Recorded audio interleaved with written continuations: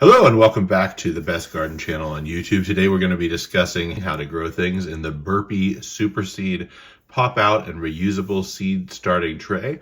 This is the extra large cell version, so we can have bigger plants before we would have to up pot or transplant outside. So I'm going to just go through and show you. So to start out, it looks like this. There are a number of other varieties that have perhaps 8 cells or even a larger number of cells. But this style is relatively new. It has this higher durability than just your traditional plastic seed starting tray. As you notice in here, there's this green colored part, and we'll take this label off here. Okay.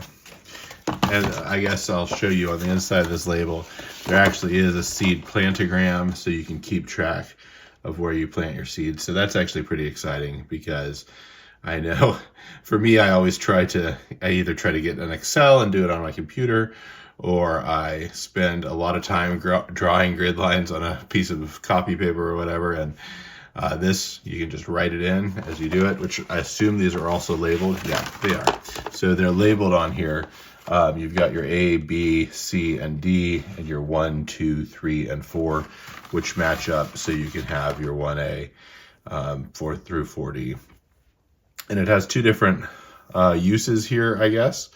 So you can write on here in pen and still have one left, or you can obviously make a photocopy of this, or scan it and keep it on your phone if you want to fill it in later. But we'll set this aside for the moment and go back to the discussion here. We've got this silicone stuff here and this pretty hard plastic on the casing here. One of the great things about this is that it will hold up year to year. I know a lot of the smaller plastic ones have cracked out on me, and this one, I don't think there's much risk of that. And so it really is a good sturdy seed starting tray. This too, very sturdy. And I guess this part is probably the one that normally would crack out if it's the standard plastic one. Although in fairness, I often will harden plants outside in their seed starting tray still sometimes, and often the weather or whatever will hurt that. But this is very sturdy. We could use it year to year. All right, so what I was saying about this, because these are silicone, you have the opportunity, if you have a plant in here, you can get under this and actually just push up on it, and it helps you to release that plant. That plant will pop right out after it's been made, so you don't have to fight with it. And there's big enough holes down here that you aren't going to be ripping your roots, which so often tends to be what happens with some of the seed starting trays. You struggle to get it out of there, you rip your roots as it's coming out. This does not have that problem. Additionally, these are a little bit bigger cells, so you're going to have a lot of growth while it is still in the seed starting tray. So let's go ahead and set this down here, and I'll go ahead and pull over my seed starting mix. Now, I've done a video before on using, I think, like the Jiffy seed starting mix, and I think that's probably the one that I most commonly do use.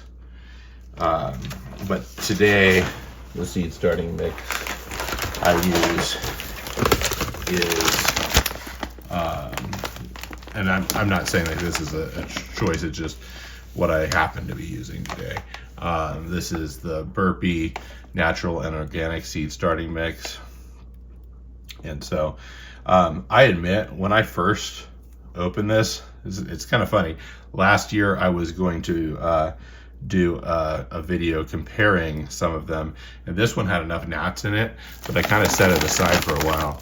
And before doing this planting, I did cook my seed starting mix in the oven to get it warmer, kill off any gnats or anything else that might be living in it. But here is the seed starting mix. I have also moistened it And I have a full video, I think it was on the Jiffy seed starting mix, but I will link it above here and you can check that out. It talks about how you get this to the proper moistness. But the Cliff's Notes version of it is you basically want it to be wet enough that it is pretty much able to be clumped together. You maybe could wring out a little water. Yeah, see the water coming out of that as I wring it. So you want to have it moist enough when you're first starting the seeds, because those seeds like obviously being damp. That's kind of the whole purpose of seed starting mix. Most seed starting mixes are going to be either peat moss or coconut coir, because those are good at retaining that moisture. And so you could just use that even. You could start in straight coconut coir if you so desire. But often these will also have stuff built in that helps to do a little work once the plant is actually growing. And so this, for example, advertises that it's enriched with Burpee plant food. So that means that even once you have more than a seedling, you can still not have to worry as much about getting fertilizer on it or whatever else, and it will keep growing and getting stronger. So obviously I'm spilling stuff over the edge a little bit, but that's all right. You do want, whenever you're doing seed trays like this, to just kind of tap down on them a little, make sure that there's not like a big gap underneath them, because with a little watering or whatever, that gap will fade away and then you won't really have much volume there for your seedling.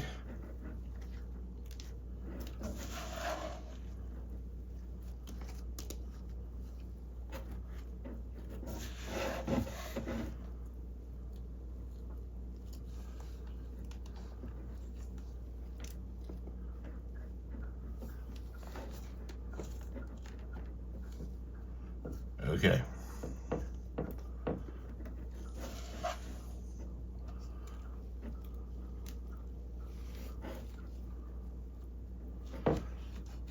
I think we're probably getting at enough here. You might want to clear the lines so you can see the nice little grids that have been built for labeling purposes. Just generally enough extra space in some of these to kind of step it down. You don't want it like packed so tightly, but you can pack it down a little bit tightly. And there, I think we probably got more than enough to get started. All right, so now this is set up for us to actually add seeds to, which I'm going to go ahead and do. Our channel is currently doing a seed giveaway, and so here I'm actually going to be planting the seeds from that seed giveaway, same seeds that you can get by checking out this video here. And I'm just going to plant them here. So I'm going to start. This has 16 cells. I'm going to fill in 3 of the rows. Yeah, I gotta do 3 of the rows for all 4 columns. So there are 4 plants that are in our giveaway, and those are, first, this is the seed for the yellow pear tomato. Is that what it's called? Yeah, a yellow pear tomato. So we're gonna put these in the first 3 cells for this column. So these are the yellow pear tomatoes. Now, generally speaking, you want to do your best when you're doing a seed starting tray. You got to decide how much stuff you're growing and how much you want to do seed starting trays. But if you can, think about how long it's going to take them before you can put them in your garden. And so for your things like peppers, particularly super hots, they're going to have a much earlier period that you have to start them than some other things. And they're going to be a lot slower growing than, say, even tomatoes that are going to have a fairly long time. So you might even want your tomatoes and peppers to be in different trays, although I very frequently put my tomatoes and peppers in trays together, and I'm doing that here today as well. So I'm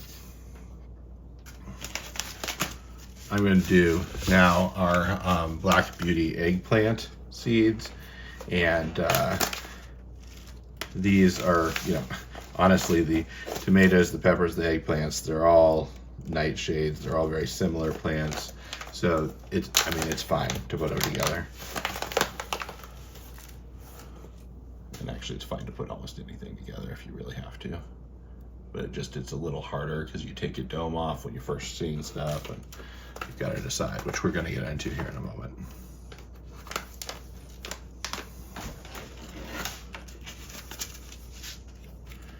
All right, next up, we're going to do our pimento sweet peppers seeds. Again, all these seeds available in the seed giveaway.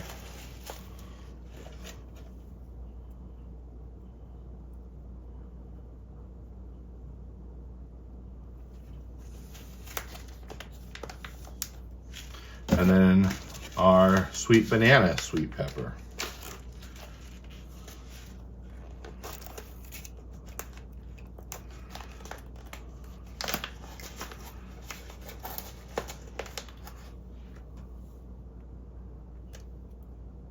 So I'm putting far too many seeds in all of these, which isn't a great example video, because honestly, you can put just one seed in. I would recommend going for about 3 seeds. Okay, so I've certainly overseeded here. That's mostly just because I was talking and not really thinking as I was going along. Each one of these cells, really, if you want to just put 1 seed in it, you can do that. I would recommend probably putting 3 seeds in it. And that should be enough. The chance you get one of them to germinate is good.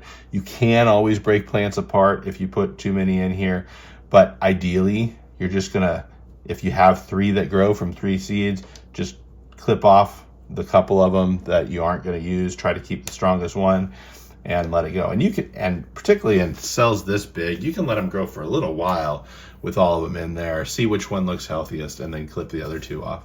But for now, here's what we got here. And I am going to actually plant onion seeds across here in the bottom row.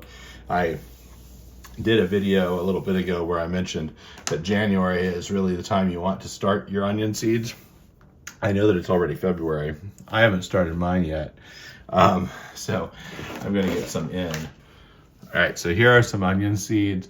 These ones you do actually want to overseed because they come up with just these little tiny spindly looking seeds, seedlings rather, and you can actually have them grow pretty well together, clumped just before you plant them to actually go to bulb in your garden. You're going to want to spread them out, but their roots are very resilient and you should be able to divide them without an issue.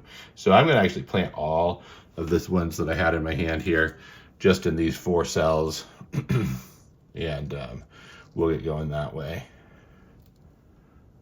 Now, there are other types of seeds I haven't talked about here. A general rule of thumb, if you're planting seeds, kind of look at the size of the seed. If it's a little seed like all of the ones here are, you don't want to go much deeper in the soil than the seed itself. Like for these, it'd be fine if we bury them a little bit. You can certainly bury them a little bit, but you don't want to go very deep. If you have a seed that's a little bulkier, like a sunflower seed or a watermelon seed, you're probably not going to be starting watermelon seeds in a seed starting kit, although I have before. But if you have that, you're going to want to go a little deeper and think of kind of like the length of the seed as the deepness that you want to go. So before I move on to talking about the dome, I want to stop a moment just to mention that this is our Friday product review video. We have a tradition here now. On Fridays when we do product reviews, we also give away the product. So you probably won't get the exact one that I'm using that's all dirty, but another one I will send to you. Just comment below and I'll pick one of the commenters next Friday we will show who won, which we had a video last Friday for 2 VegoGarden raised beds. So let's show now who our lucky commenter from last Friday is. And they will be getting 2 raised beds from VegoGarden. Do check out that video. It is also a product review for the VegoGarden raised bed. So hope you enjoy that. And we do have an affiliate link for VegoGarden below as well. So mentioning affiliate links, I'll have an Amazon link if anyone does want to pick up one of these seed starting trays.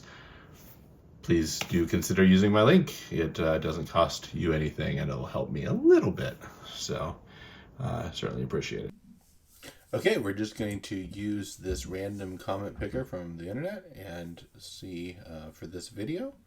Yep, number of winners 1, and we'll go for it.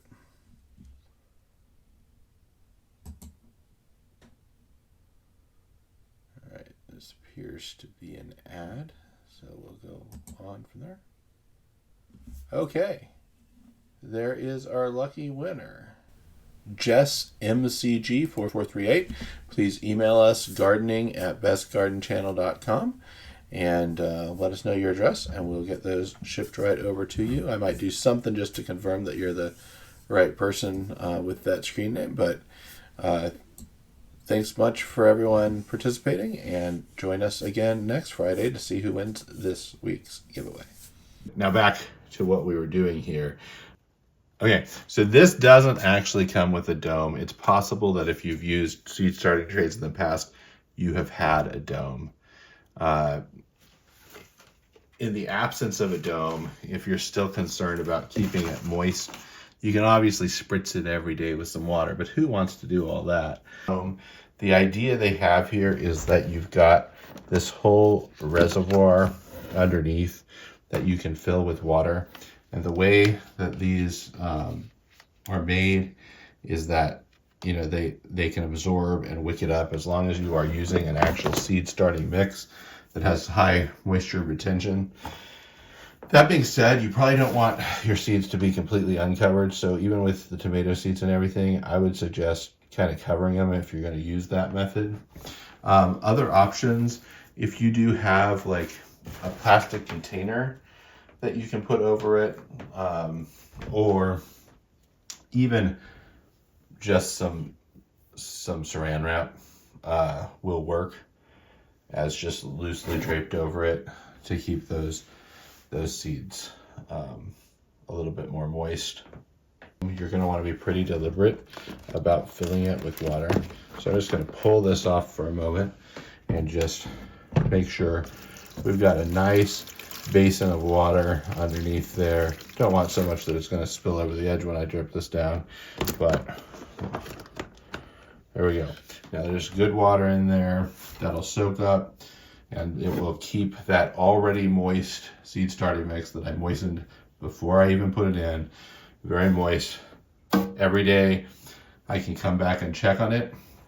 And one of the advantages of not having the dome is it's less likely I'm going to get damping off or any of the other possible problems that you get of mold and